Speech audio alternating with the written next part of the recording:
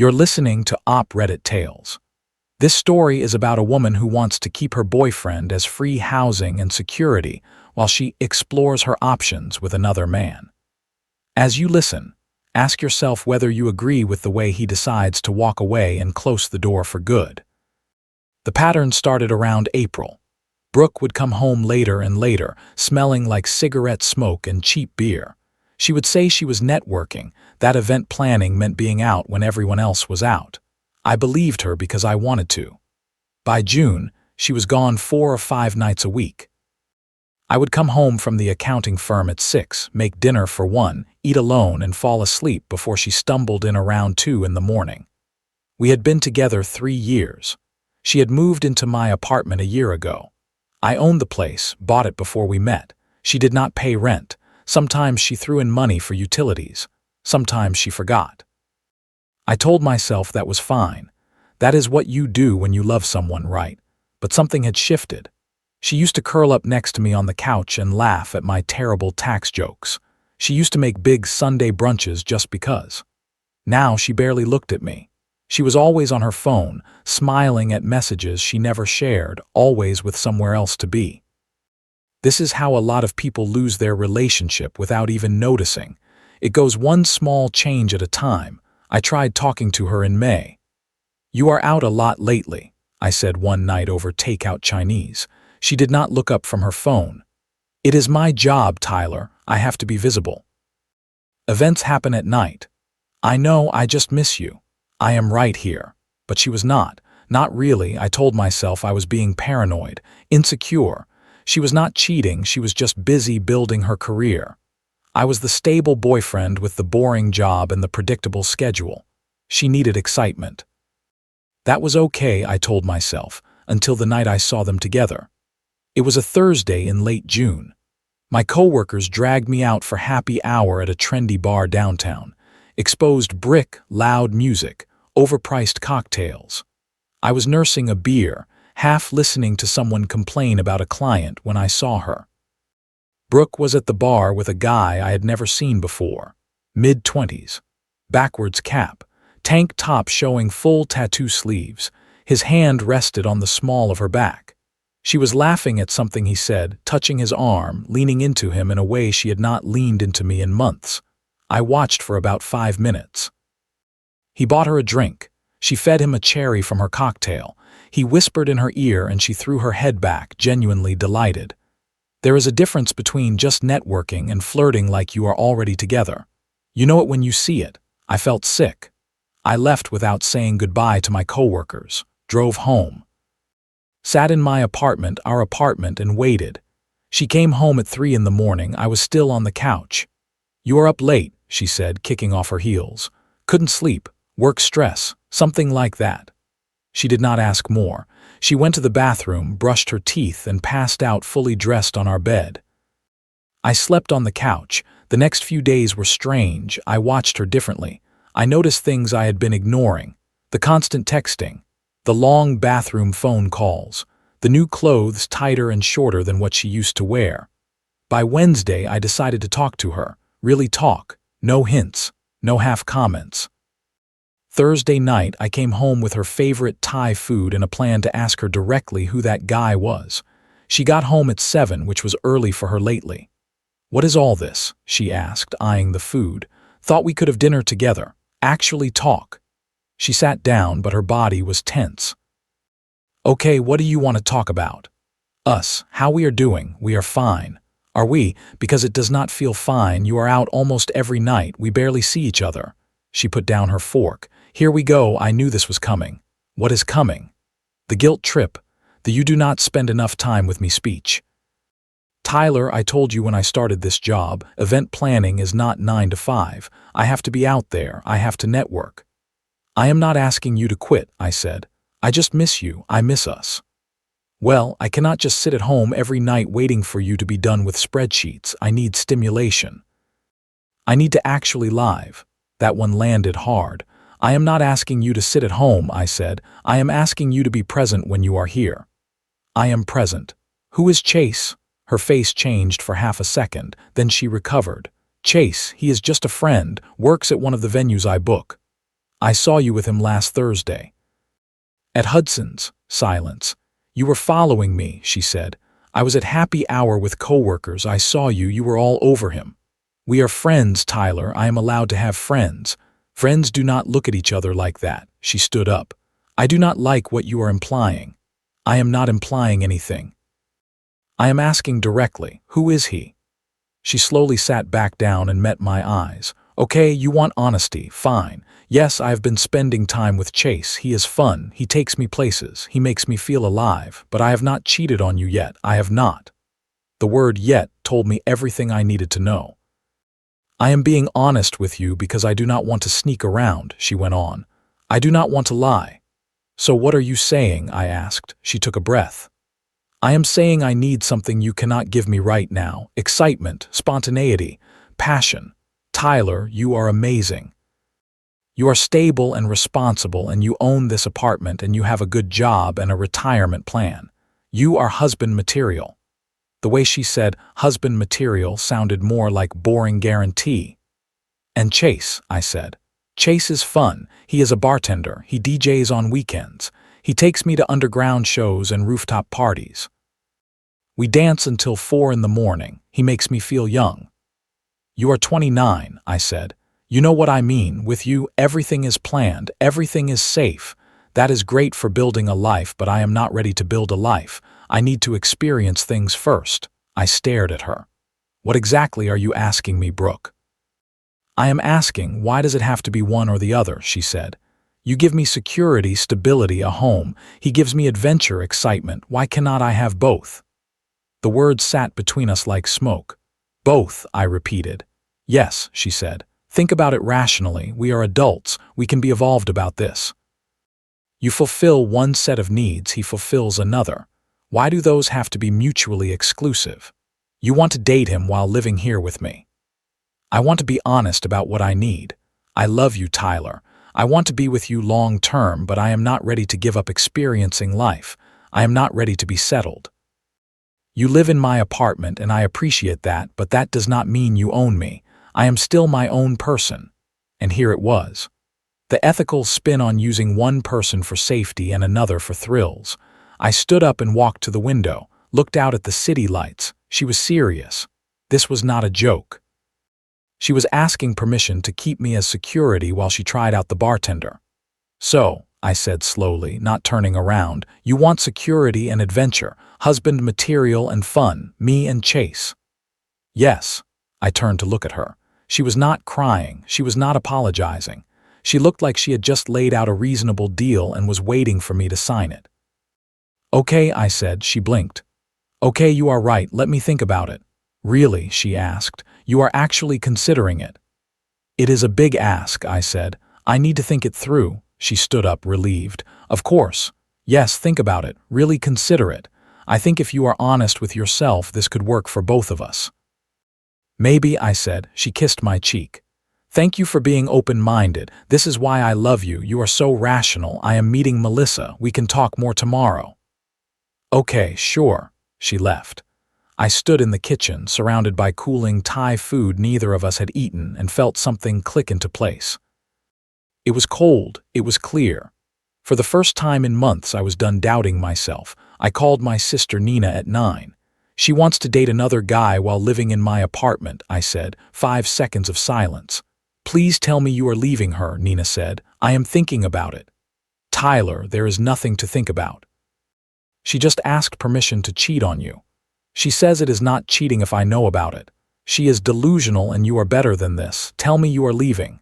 I am, I said. I just need to do it right. What does that mean? She does not pay rent, never has. She just kicks in for utilities sometimes. She is not a tenant legally, so I can just pack her out. You checked, Nina asked. Yeah, no lease, no rent payments, no tenant protections. Nina's voice sharpened. When? Tomorrow while she is out. I will be there at 9. What do you need? Boxes, help packing, a witness. Done, she said. And Tyler? Yeah, I am proud of you. I did not sleep that night. I sat at my laptop researching, planning. She wanted both. She wanted security and adventure, boyfriend and side guy, rent-free living and late-night parties. She would end up with neither. I ordered 20 moving boxes with overnight delivery. I texted my friend Kevin, "Need help tomorrow, can you bring your truck?" He replied a minute later. "What time? 10? I will be there." I sat on my couch, in my apartment that I owned. I felt strangely calm. Friday morning, Brooke left for work at 8:30. She was in a good mood. "Have you thought about it?" she asked, kissing my cheek. "Still thinking," I said. "Take your time, but really consider it. I think this could be really good for us." She left. 10 minutes later, I called Nina. "She just left. Come over." The boxes arrived at 9. Nina showed up 5 minutes later with coffee and a determined look. "Let's do this," she said. Kevin arrived at 10 with his truck. We got to work. Nina handled her clothes, every dress, every pair of shoes, every piece of jewelry. She folded them carefully and packed them into boxes. Clothes 1, clothes 2, shoes. I took the bathroom. All her makeup, hair tools, skincare that filled a whole shelf. 3 boxes. Kevin took the spare room where she kept her desk, her laptop, her event planning stuff, her vision board, and her stack of Live Your Best Life self-help books. By 2 in the afternoon, everything she owned was boxed and stacked neatly by the front door. I did a final sweep. Every drawer, every cabinet, every closet. I found a photo of us from our first year together at the beach. She was laughing. I was kissing her cheek. We looked happy. I put it in a box. That version of us did not exist anymore. Nina looked around the living room. "The apartment looks bigger without her stuff," she said. "Yeah," I replied. "It does." "You okay?" Kevin asked. "I am fine," I said, and it was true. I felt lighter than I had in months. I went to Home Depot and bought a new deadbolt, installed it myself while Nina and Kevin loaded the truck. Then I sat at the kitchen table and wrote the note, short, clear, final. Thought about it. "No, your things are packed and by the door. You have 48 hours to arrange pickup. The locks are changed. Do not contact me. We are done. Tyler." I taped it to the top box. Then I blocked her number. Blocked Chase even though we had never spoken. Blocked Melissa and her other close friends. It was 3:15. She usually got home around 6. "I do not want to be here when she shows up," I said. "Let's go grab a beer," I suggested to Kevin and Nina. We left at 3:30. Boxes by the door, new lock in place, note visible. I did not look back. I found out what happened from my neighbor, Mrs. Chun, later that night. Brooke got home around 6. Tried her key. It did not work. Tried again. Still nothing. She knocked, called my name. No answer. She called my phone, straight to voicemail. Texted. Message not delivered. That was when she saw the boxes. Mrs. Chun was coming in with grocery bags when she heard crying in the hallway. Brooke was sitting on the floor, surrounded by boxes, holding my note. "Are you all right, dear?" Mrs. Chun asked. "He kicked me out," Brooke said, tears streaming. "Did you cheat on him?" Mrs. Chun asked. "No, I asked to explore my needs. I was being honest." Mrs. Chun looked at the boxes, the note, and then at Brooke's face. "Sounds like he was honest, too," she said, and went into her apartment. Sometimes older neighbors deliver the most direct verdict. Brooke sat there for another hour, calling me from different numbers. I did not answer any of them. Finally, she called Melissa to pick her up. When I came home around 9, Mrs. Chun told me, "Your girlfriend made quite a scene. Very dramatic." "Ex-girlfriend," I said. "Good," she replied. "You deserve better than someone who makes you feel like you are not enough." The voicemails piled up. I did not listen at first. I just saw the timestamps. 7 different numbers. I played one just to hear the tone. "Tyler, this is insane. I was being honest with you. Is that not better than lying? You cannot just throw me out. We need to talk about this like adults. Call me back." I deleted it. Blocked that number too. The next morning, she sent an email. I almost ignored it, but curiosity won. "Tyler, I know you are angry, but this is extreme. I have nowhere to go. All my things are in boxes. You cannot just kick me out without warning. I thought we could talk about this. I thought you were considering my proposal. Please, just let me come get my things and we can figure this out." Brooke. I did not reply. She coordinated with Nina to pick up her boxes. Sunday morning, she arrived with Melissa in a rental van. I was at Kevin's watching football. Nina supervised. Brooke tried. "How is he?" she asked. "He is great," Nina said. Can you tell him I am sorry, that I want to talk? No, Nina said. Nina, please. You do not understand. I understand perfectly. You wanted husband benefits and boyfriend fun. He is not a safety net. Take your boxes and go. By noon, everything was gone. Nina texted me. All clear. She is gone. You can come home. I stayed at Kevin's until evening anyway. I did not want to risk seeing her. When I finally walked into my apartment, it felt different, empty in a good way, like a heavy noise had been turned off. I ordered pizza, ate it on my couch, watched a movie I wanted to watch, and slept deeply. The next few weeks, she tried every channel, letters to my office, actual paper letters. Tyler, please. I made a terrible mistake. I do not want Chase. I want you. I want us. Please give me another chance. I shredded them. She showed up at my building. The doorman called up. There is a Brooke here to see you. Tell her I am not home, I said. She says she will wait. Tell her to leave or you will call the police for trespassing. She left. Through mutual friends, I heard the rest. She stayed with Chase for a while. Turned out he lived in a tiny studio with 2 roommates. No space for her boxes. No space for her expectations. When she hinted about moving in properly, he laughed. I am not really a relationship guy. I like keeping things casual. She pushed. He pulled away. 2 weeks later, he stopped responding to her messages. She moved back to Melissa's couch. Melissa got tired. Event planning did not pay as much as she liked to say. She had been relying on not paying rent. I heard all this in pieces and felt nothing. No joy, no anger, just distance. I poured my energy into work. My boss noticed. You seem more focused lately, she said. I went back to the gym, lost some weight, started meal prepping, reconnected with friends I had been ignoring. For 3 months, I did not date. I just rebuilt myself. Sometimes the real revenge arc is just 3 quiet months where you mind your business and heal. Then my friend Sarah introduced me to her colleague, also named Sarah. 28, teacher, funny, grounded. We went for coffee, then dinner. Then another dinner. It was easy. She paid for her half. She laughed at my jokes. She never mentioned any other man she was just friends with. By month 4, we were seeing each other regularly. Nothing rushed, healthy, real. She asked about my last relationship once. What happened? She said. She wanted more than I could give her, I answered, or I was not enough, depends how you look at it. Her loss, Sarah said. I smiled. Yeah, I think so too. The wedding invitation came in September. A mutual friend. I almost skipped it, then decided I had nothing to hide from. I RSVP'd for 2 and brought Sarah. The wedding was nice. Good food, open bar, beautiful venue. I was having a good time when I saw her. Brooke was at the bar alone. She looked thinner. Hardened, like she had been running on fumes for months. Our eyes met. She started walking toward me. Sarah was in the bathroom. Tyler, she said. Brooke, hey, you look good, I said. Thanks, you too. Awkward silence. Is that your girlfriend? She asked. She had seen Sarah earlier. Yeah, Sarah. We have been seeing each other a few months. She is great. She is pretty, Brooke said, looking down at her drink. I have been wanting to talk to you. Okay, I said. I am sorry for everything. I was stupid and selfish and I did not appreciate what I had. I appreciate the apology, I said. Do you forgive me? She asked. I thought about it.